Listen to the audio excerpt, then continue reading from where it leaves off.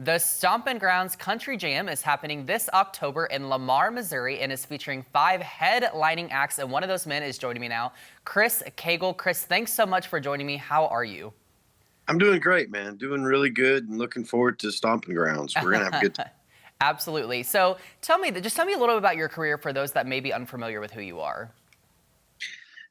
I broke in 2000 on Virgin Records. My first single, Virgin Records, was shut down. I was moved to Capitol Records, and I spent 15 years on Capitol Records, and then kind of had to go take a breather and left the business in 2015 for a little bit. Started back 2 years ago, and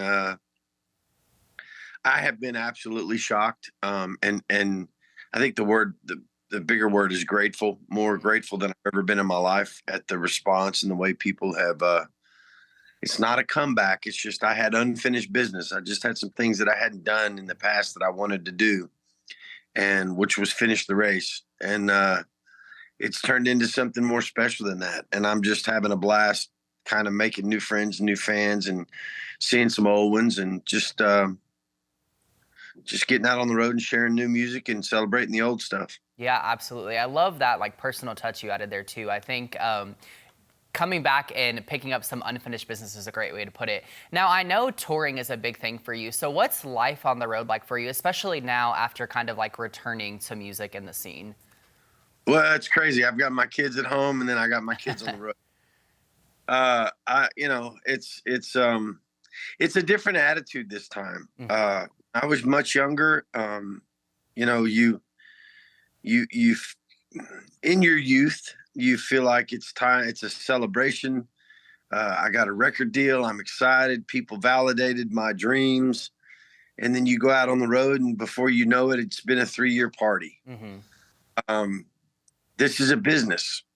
And until I stepped away from the music industry and ran my own business, I didn't realize what a business was. And so now I treat it exactly like a business. I am bringing a service to the crowd, and my hope is that when I leave, every single person in that crowd for the last 2 hours or 60 minutes or 30 minutes or whatever the time slot is, that they have been able to take a complete journey away from their life, to be reminded of how grateful they are for the things that they have, to be reminded that this too shall pass if they're in pain and they're hurting and have a broken heart, or just to stand up and dance till they sweat.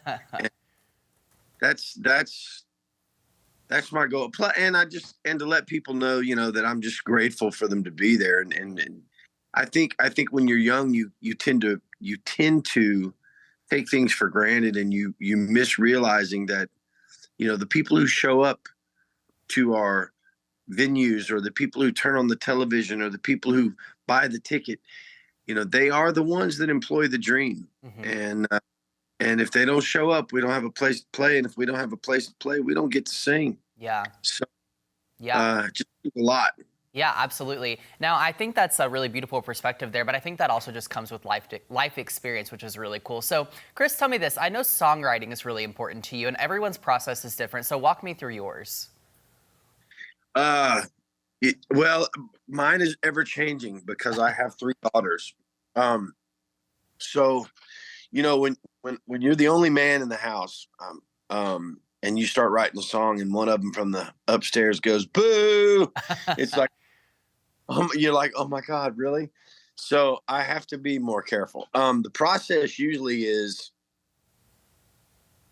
now I will be driving in the car, and I'll have my daughter taught me how to work my phone memo thing. So I'll turn the phone memo on, and I'll blabba dabba dabba through the phone or whatever. And then I'll get home, and something will happen. Something will strike me and put me in a mood. And the mood will either be melancholy or what I would call an up-tempo mood. Now, Chris, tell me this. Obviously, you're playing this fall at the Stompin Grounds Country Jam. So what can fans expect for you for those that come out and see it? Well, I say this all the time, man. If you come to our show and you don't have a good time, we need to get you to a doctor. I really look, my guys, we don't walk on stage with anything to prove. We don't walk on stage with any hidden agenda. We're not trying to sell you a bill of goods on Democrat or Republican or all the crap that goes on these days. What we're trying to do is just take you away from it. And it starts with us having fun. I tell my guys all the time, look, people can read you, and if you're not having fun, they're not going to have fun either. But if you do have fun, it's contagious. Final question for you. How can people keep up with you online and on social media?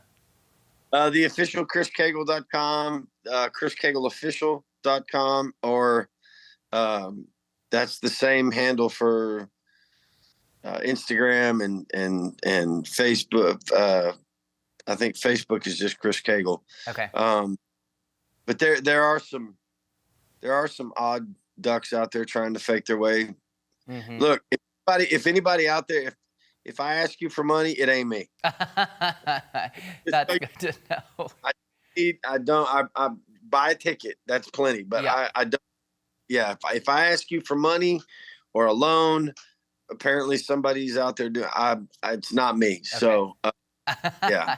That's good to know. That's perfect. All right, Chris, this is a great, enjoyable conversation.